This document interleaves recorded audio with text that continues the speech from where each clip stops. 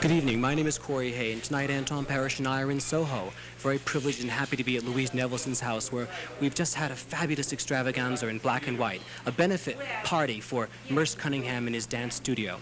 We're going to hear tonight talk to John Cage, of course, who has done much of the fabulous avant-garde music for Merce's work. And, of course, in the middle we have Louise Nevelson, sculptress extraordinaire. And then, of course, Merce Cunningham, who I guess has been the star of the party. So tell me. Louise Nevelson has been the star of the party. Look at her.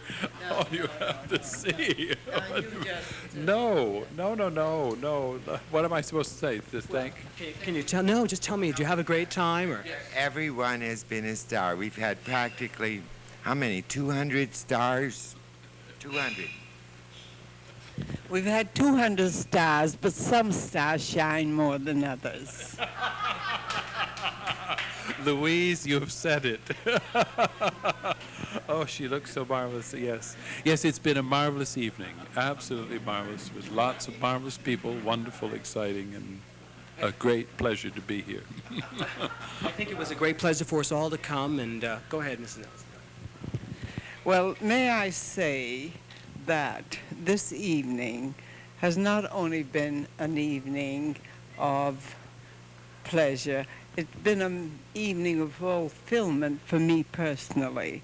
I think it is so wonderful that some of us recognize that we're in the presence of greatness, and I'm honored to honor Merce Cunningham and also John Cage. Louise, all I can do is give you a kiss. Thank you. And I think that that is really something.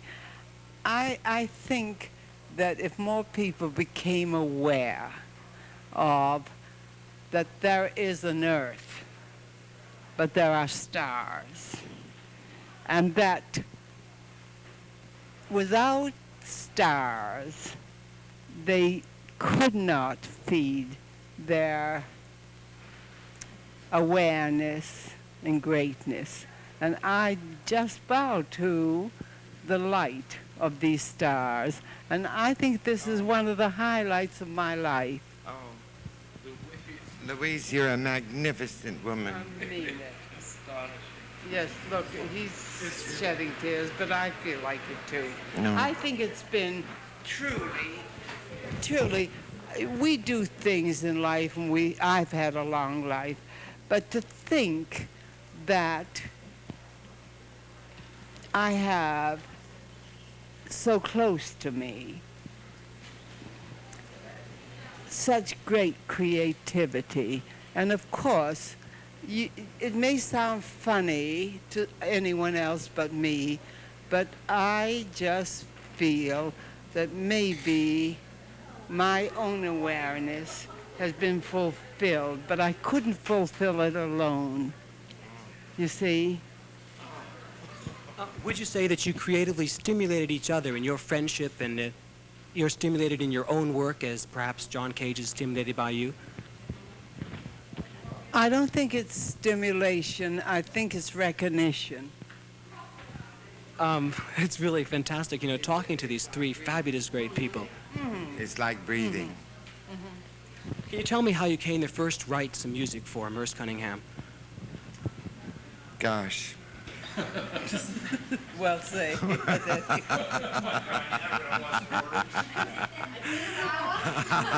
It was so long ago. It was like, what was it? It was like, this is 74. And I wrote music that Merce danced in the 30s, but I wrote music particularly just for him in like 42, wasn't it? Or 40, 41, 42. The program we gave together, the first one was, I think, 1944. Yes. We shared a program of my dances and John's music, and he also had written the music for the dances that I was doing at the time. 44, yes. And it was not in New York, it was in Chicago at the Arts Club. You must know Ruth Shaw, don't you, Louise? Who became president of the Arts Club in Chicago in the early 40s and still is the president, a marvelous woman. I know, Mr. Cunningham, you've engaged, many artists, fabulous avant-garde artists, Andy Warhol, Robert Rauschenberg, and really the list is endless. Can you tell me how you first you thought of the idea of using contemporary artists to help you with your... Of course, I know the choreography and the sets and the music are all sort of, don't have to be intertwined in a specific way. But can you tell me exactly how you evolved to use these artists in the work that you do? Well, I like visual ideas. Dancing is one visual element, and another thing is what a visual artist might do. And I always wanted to work with them as well as contemporary composers.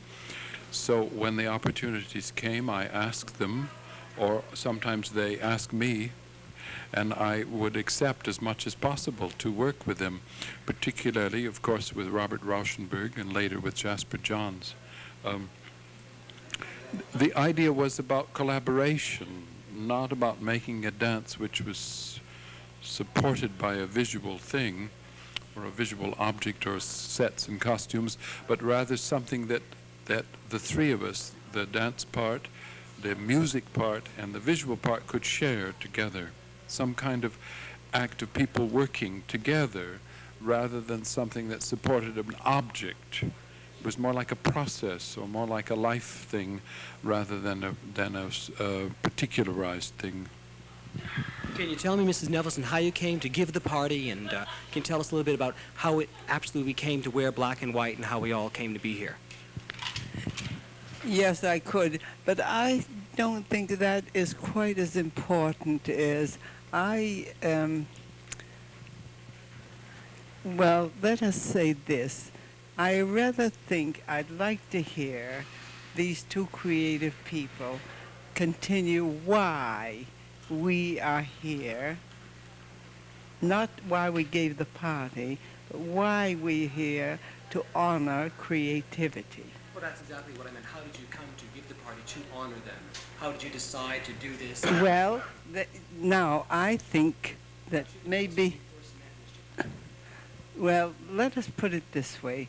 I'm going to give it back to Merce Cunningham to tell you how that first you have a group of people that are here, and they are wonderful because they adore you.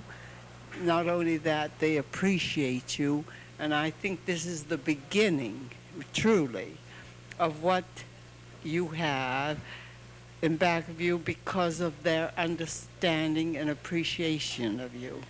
And they're here. I think we should really give them a hand for what they've done. Absolutely. Now, and I don't think it's up to me to do that. I don't think of this as honoring us in that sense. I think, or in this, or perhaps in the sense that Louise says that we are honoring the people who came. That I like very much.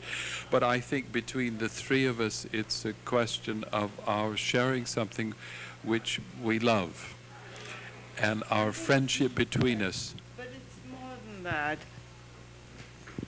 May I? Yes, yes. I think it's more than that. I think it is a sphere of understanding where life has a rhythm, where life has a meaning, where life is life. Because I feel that many people, the majority, well, I'll twist it a little. See, I never would use the vulgarity of saying a common man that people use, because there's no such thing. People that can breathe and stand on 2 feet are no longer common, you see. No, it's true, you see. And so what I feel this evening that is important to me, anyway, I've said it a few minutes ago, is we are, when I say honoring, I mean there is, on both sides of me, one who is so aware of sound. Not as sound, because sound's all over, but the essence and the control of sound may not be conventional, but it is a new order of sound. Then we have another one who has a new order of moving. Now, when you move, that's life, because if you didn't have life, you wouldn't move. You see, and when that you are in control of some degree, I don't think, I must say, that any dancer, no matter how great, or any human being can control all movement. But I think that a great dancer controls more movement and aware of it, and don't think of it as movement, but thinks of it as life moving. You see? And so this is a very great evening, maybe one of the great evenings of my life. And God knows I'm old enough. Oh, Louise, I can't add to that. What could you say except to thank you all over again for having this evening, to allowing for this incredible... Yeah, well, until the time comes. Well, anyway, I must say that at least I feel that people like we can say that life doesn't take us, but we take life. Oh, marvelous. Of course, I think that, we have to face the fact that people did come here and to patronize the art of dance. And the fact is that there are so many dance companies, suddenly everyone has such great interest in dance at all. At the colleges, the dance recitals are outselling the rock events, and people are really getting into dance. How do you feel about young people's involvement in dance and this great surge of interest, especially in New York, in dance? Oh, I think that's delightful. I think that's about time for the poor dancers who've been working so long that lots of people begin to come and see it or begin to be interested in it one way or another. But I think it's not only just that. It's that our society has shifted into a visual society. And dancing is part of that. Dancing is just as visual as anything else. You have to look at it to see what's going on. And it has in it also, as Louise expressed so beautifully, the idea about life, about movement as being life, a moving image. However you see that, or whether it's something specific or something abstract or whatever, is part of life. And dancers have always felt that. And people now begin to see that in dancing, and don't demand something else from it. And I think that's a marvelous and open and affirmative thing. I think, the problem, of course, is that how do we sponsor all this dance? It costs such a tremendous amount of money to put on a performance. Do you feel that the expense is blocking the movement of the art of dance? Do you think that the financial area is a real block, to this? Not in the least. I think you can dance in the streets. I think you can do dancing any place. I don't think that economics can block it.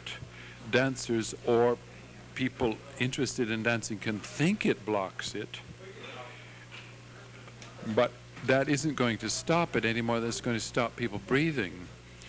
But what does help is that if there are more ways to present dancing, whether that involves money, funds, or help or not, the principal thing is to open it out, to think in different ways about allowing people to see it, or to see anything in life, not just dancing. But the more the ways are opened, the more that helps. But I don't think that stops anything. How did you first conceive of the idea of taking the dance off the stage and putting it into the gymnasiums? And as you say, are you going to actually put it into the streets, dance? Partly it's a question of the fact that if you can't dance in the theater, you'll dance someplace else, as they have all through history. It isn't a question of our being the first to do it. They did it in medieval times. They danced in the streets. It's that dancing is part of life. It simply goes on, whether you see it or anybody else sees it or not. At the moment, lots of people are interested in it. So there are lots more places where it's done. And then if you begin to think it has to be done in certain ways, you only clog it down, you close it up. Whereas if you think it can be done any place, or that you accept the situation, whatever it is, whether it's a theater or whether it's the street or a church or an art gallery, use it all. Make it all useful to whomever might come to see it. I think the idea, if you think that money's going to stop you, then you're stopped. If you think that funds can help you, then they will help you. Can you tell me how this all affects your music, and how when you are, when they're dancing in the street or dancing in the Nassau Coliseum, how does this affect the music? Well, I remember as a child going to see or hear rather a performance of a symphony in Detroit. It was. My mother took me, and I remember being fascinated by the horn player having to empty the horn of the water that he had blown into it. In other words, just listening to music, if we keep our eyes open, we see a kind of theater. And what this means is that a human being is not just ears. Music is not enough. We have eyes too, and what Louise has said is so part of my what I'm trying to say is that a theater of which music is a part is what we live. Okay. And of the theater that we have in the time that I have lived, it has been the dance of Merce Cunningham which has most inspired me. I have seen other theater that I loved, but not a theater which was as consistent as what he has done. And that's why I've worked so long with him. It's been now since the early 40s. And I suppose until, I know that Merce will go on dancing till the end. And I suppose until the end I'll go on making music. I can't think of a more incredible gift to us all than if you would both continue to do that. It should be. Well, that's living. That is living. You see? Yeah. And what you are saying is that you are going to live till the very end. Some people, they call it existing, and some people are living. You see? And that's right. And people say, they always, maybe it's something in me that wants compliments, but they compliment me. But I feel that when I'm doing not only what I understand, but it's the only thing that I understand. Well, no, I don't like the word understand. I feel that different people have different yardsticks of knowing or thinking they know what life's all about. And that is fair enough, because we might come, say a wheel. A wheel has how many spokes? Many spokes. And many people, some go to through one spoke, some another, and then there's a center. And so in that center is the essence of living, breathing, what life's about. Now, I don't care if it's dance, composing, color, visual, they all come to that center. And in that center is the awareness, the seed of what, as far as we humans can understand, is life. You see, now, I don't want to say too much, but I will say this moment in my life is the center. And I hope that this is only the A of the alphabet. And I would like to have B, C, D, and the rest. And when I come to the end, that I give a bouquet to both of these great people. You'll have to join, I think, many who give them both bouquets, and you too, I'm afraid. Oh, I'll take it. Grab it. Okay. I think that, of course, you know, it's the whole thing that Merce Cunningham goes on with something new and something avant-garde, always pushing forward, right? Have we got a minute? I like to see affection. It's fantastic. Well, it's more than that. It's appreciation. Look, darling, it's not only affection, really, in my life anyway. It's appreciation, which is very different. I must tell you that I have never, you know, I've got legs that won't bend. You know, they stand like an Indian straight, and I like it that way. But I do appreciate more than I can express, because I have lived long enough to know what it means to stay on your line, and you have not much choice anyway, and to go through it. It's kind of a spiritual labor pain. But once you recognize it, there's no turning back. And I think this evening I'd like to really go on record forever to say that this, after, you know, many years of struggling myself, that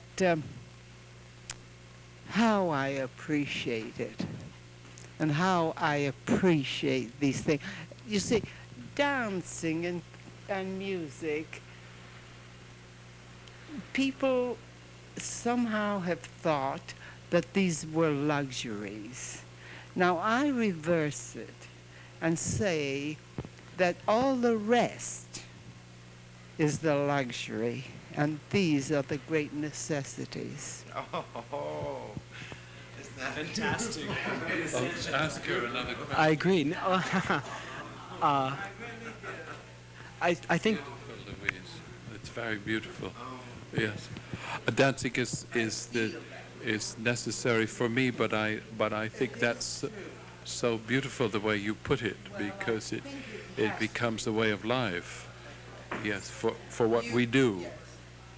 You could not, you know, or any of us couldn't.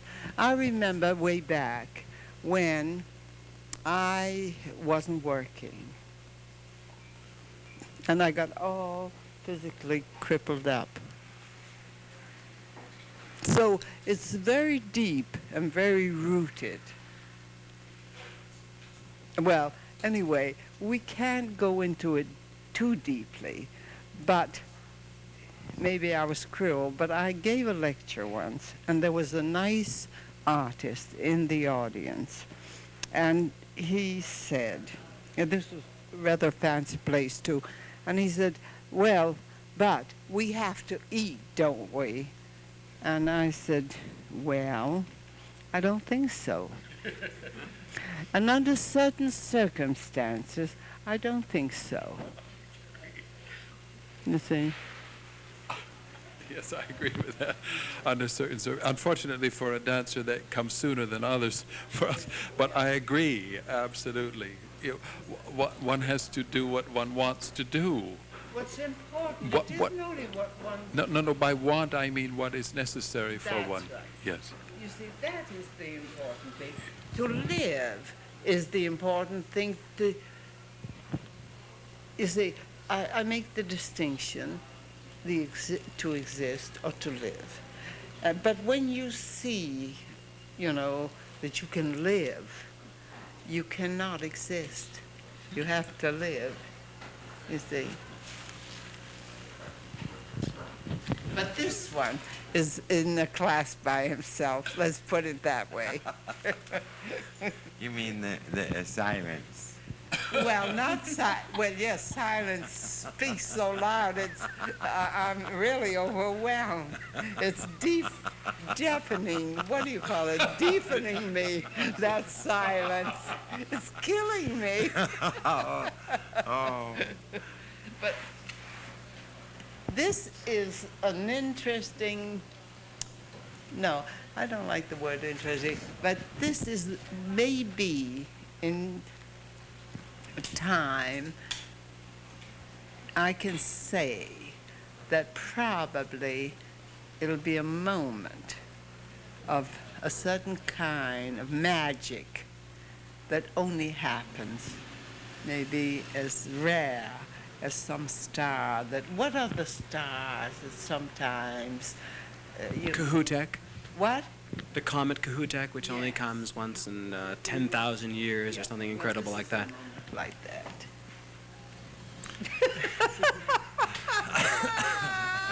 You're stumped. Oh. No, I'm not stumped. Well, say it. I'm full of admiration. Yeah, absolutely. Well, I know that. And I must tell you, I know it. I'm sitting on my seat and I know it. Isn't that true, Diane? Yes. No, I think you're marvelous. Well, I think it is true. What a lovely take. Perhaps Mr. Cage can, we can ask you, a little bit about, can you tell us some of the interesting sort of things that happened when you were working with Mr. Cunningham? Can you tell us all about some of the incredible little things that must have happened as you were working out some new fabulous things? Oh. I would too. I think the most interesting thing in principle is that we discovered how to work together without bothering one another. And when I first began to work with, to put music with dance, I noticed that the dancers were sick and tired of dancing to music, and that they wanted composers to write music for them. And in a sense, my life with the dance has been devoted to enabling the dancers and the musicians to do their own work and then to bring it together rather than one oppressing the other. I've tried to get rid of the oppressiveness of one of the arts for the other arts. There have been countless things that have happened as we've worked together over the years, and I've written stories about them. They're in my books. One of my recent texts is "Where are we going and what are we eating?" Because eating is so important for dancers, and when they eat. It's not just what they eat, but when they eat. They have to eat at the most curious hours, Louise. They have to eat when they're on tour around 4 o'clock in the afternoon, when most restaurants are completely closed, because then after eating they have to sleep. And then at 6 o'clock, if the performance is at 8 or 8:30, they have to get up and work as though the day was starting afresh. And at 8 o'clock, they're as though in the middle of the day. Has Mr. Cunningham gotten either of you on your feet, moving, and has he ever talked to you about your own personal movement? He tried to get me to stand up straight. This was years ago. But Edwin Denby, who was very perceptive about dancing and also about music, said that I oughtn't to bother about standing up straight, because if I did, I might lose my sense of rhythm. It's been Become too self-conscious probably about it. Have you at all? Has he inspired? Has he sort of got you to move, or? You know, dear, I'd have to go into a whole thing, which I can't. But may I say this, that at least I recognized to fulfill what I wanted to do, I had to have, freedom of certain things. Now, no one ever has total freedom, and it isn't necessary to have it because no one could contain it. But you have to have control of freedom to a degree. And dance, I think, modern dance, to free the body, was one of the things I think that gave me the awareness to move into what areas I did. See, now, it isn't only dance. You have to recognize what is dance. It's movement. It's moving. That's life. And then the measurements, you see. You have choice. That was life as such. Now, I'm not going into it because, you see, people can get caught in romance. They can get caught in a preconceived idea of beauty and all these words that I think are very dangerous. I really do. I think you have to think that someone has a mind and an awareness that they move in space like a composer. Well, that is true. I didn't think of it, you sitting here. I really didn't. But that is it. That is it. But that's life. You see, that is life. Now, someone say, what do you mean about life? Well, maybe they never thought of what life was all about. Maybe they thought that life was going downtown or life was meeting somebody. But there's another dimension beyond that. See, we see a building, right? Any building like this. Now, we think it's life to see the building, but if it didn't have another structure, that life that you see would collapse. You see?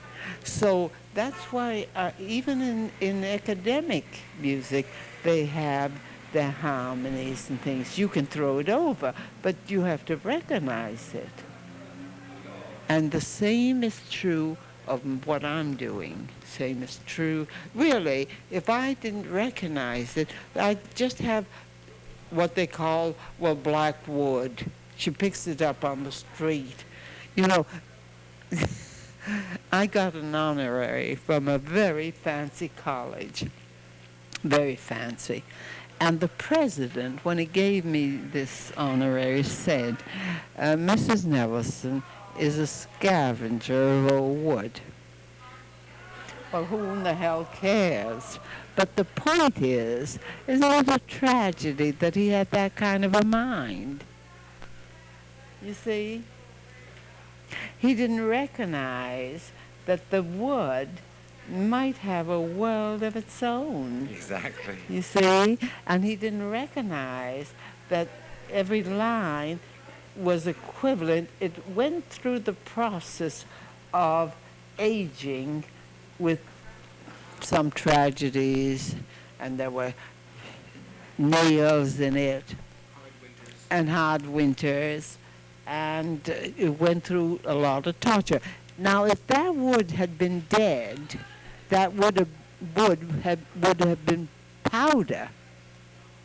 So the fact that it contained itself in a form meant it had a life of its own. Now that they don't understand. Now, in my case, I don't give a damn because I never made it for anyone.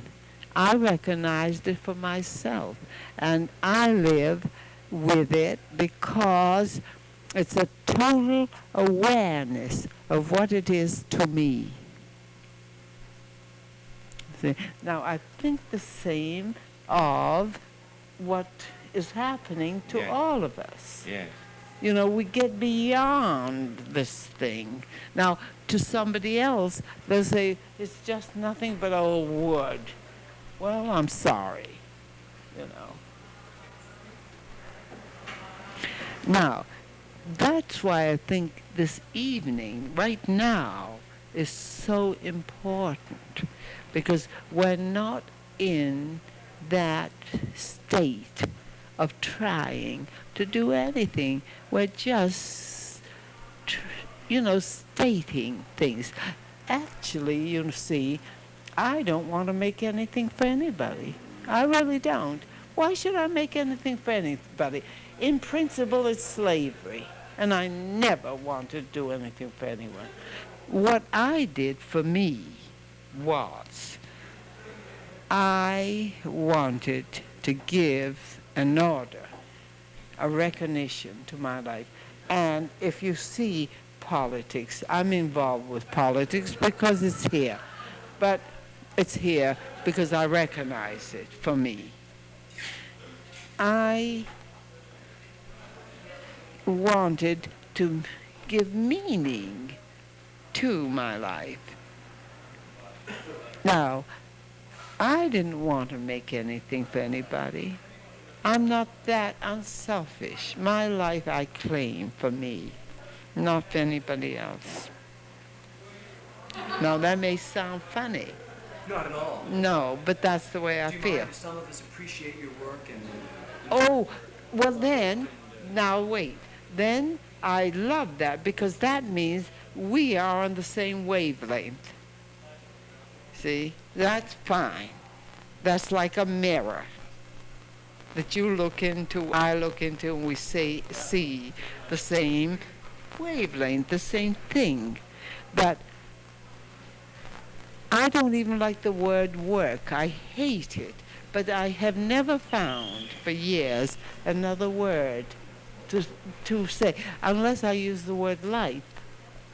You say, I don't like the word. Why should I use the word work? It has kind of a pejorative ring to it. Yes, yes. So, also, I would have, not this evening, because it takes longer, to come to a to a denominator of recognition. You see? Well, anyway, I can see that we're moving a little bit into deep waters, to deep waters.